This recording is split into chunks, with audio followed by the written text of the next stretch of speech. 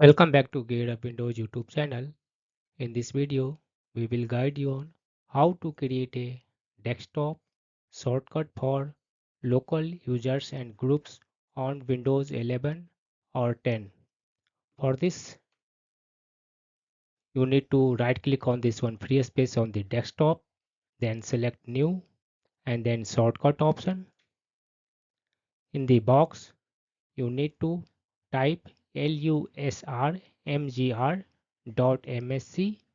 This one command you can find in this video description also. After typing or pasting this one command, click on this one next button.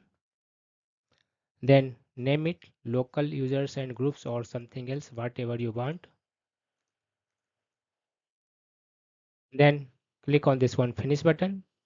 Now whenever you want to access local users and groups, just double click on this one icon. This will open local users and groups where you can manage users and groups on your Windows 11 or 10 PC.